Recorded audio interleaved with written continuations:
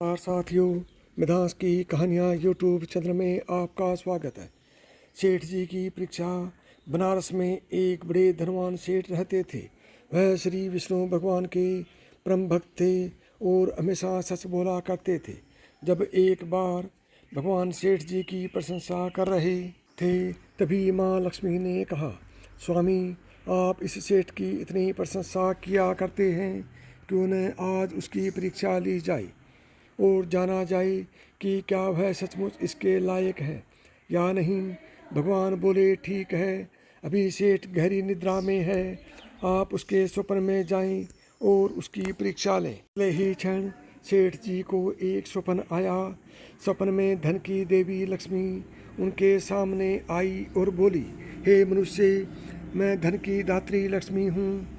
सेठ जी को अपनी आँखों पर यकीन नहीं हुआ और वो बोले, हे माते, आपने साक्षात दर्शन देकर मेरा जीवन धन्य कर दिया है।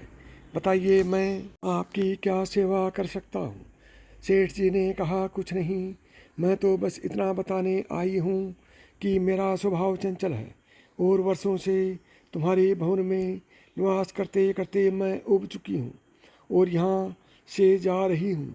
सेठ जी बोले, मेरा आपसे निवेदन है कि आप यहीं रहें, किंतु अगर आपको यहाँ अच्छा नहीं लग रहा है तो मैं भला आपको कैसे रोक सकता हूँ। आप अपनी इच्छा अनुसार जहाँ चाहें जा सकती हैं। और माँ लक्ष्मी उसके घर से चली गई। थोड़ी देर बाद वे रूप बदलकर पुनः सेठ के स्वप्न में यश के रूप में आई। बोली, सेठ, मुझे पहचान रहे हो? सेठ ने कहा, नहीं महोदय, आपको नहीं पहचाना। यश, मैं यश हूँ, मैं ही तेरी कीर्ति और प्रसिद्धि का कारण हूँ। लेकिन अब मैं तुम्हारे साथ नहीं रहना चाहता, क्योंकि माँ लक्ष्मी यहाँ से चली गई है, अतः मेरा भी यहाँ कोई काम है। सेठ ने कहा, ठीक है, यदि आप भी जाना चाहते हैं तो वहीं सही। सेठ जी अभी भी स्वप्न में ही थे और उन्होंने देखा कि वह दरिद्र हो गए हैं और धीरे धीरे उनके सारे रिश्तेदार व मित्र भी उनसे दूर हो गए हैं। यहाँ तक कि जो लोग उनका गुणगान किया करते थे वो भी अब बुराई करने लगे हैं। कुछ और समय बीतने पर माँ लक्ष्मी धर्म का रूप धारण कर पुनः सेठ के स्वप्न में आई और बोली, मैं धर्म हूँ। माँ लक्ष्मी और यश के जाने के बाद भी इस दरिद्रता में तुम्हारे साथ नहीं दे सकता। मैं जा रहा हूँ, जैसी आपकी इच्छा। सेठ ने उत्तर दिया और धर्म भी वहाँ से चला गया। कुछ और समय बीत जाने पर माँ लक्ष्मी सत्य के रूप में स्वप्न में प्रकट हुई और बोली, मैं सत्य हूँ। लक्ष्मी, यश और धर्म के जाने के बाद अब मैं भी यहाँ से जाना चाहता हूँ। ऐसा सेठ जी ने तुरंत सत्य के पांव पकड़ लिए और बोले, हे महाराज, मैं आपको नहीं जाने दूंगा।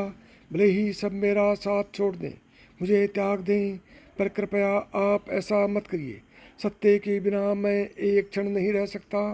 यदि आप चले जाएंगे तो मैं तत्काल ही अपने प्राण त्याग दूंगा। लेकिन तुमने बाकी तीनों को बड़ी आसानी से जाने दिया, उन्हें क्यों नहीं रोका? सत्य ने प्रश्न किया। सेठ जी बोले, मेरे लिए वे तीनों भी बहुत महत्व रखते हैं, लेकिन उन तीनों के बिना भी मैं भगवान के नाम का जाप करते करते उद्देश्य पूर्ण जीवन जी सकता हूँ। परंतु यदि आप चले गए तो मेरे जीवन में झूठ प्रवेश कर जाएगा और मेरी वाणी अशुद्ध हो जाएगी। भला ऐसी वाणी से मैं अपने भगवान की वंदना कैसे कर सकूँगा? मैं तो किसी भी कीमत पर आपके बिना नहीं रह सकता। सेठ जी का उत्तर सुन सत्य प्रसन्न हो गया और उसने कहा, तुम्हारी टूट भक्ति ने मुझे यहाँ रुकने पर विवश कर दिया और अब मैं यहाँ से कभी नहीं जाऊँगा। और ऐसा कहते हुए सत्य अंतर्धान हो गया। सेठ जी अभी निद्रा में थे।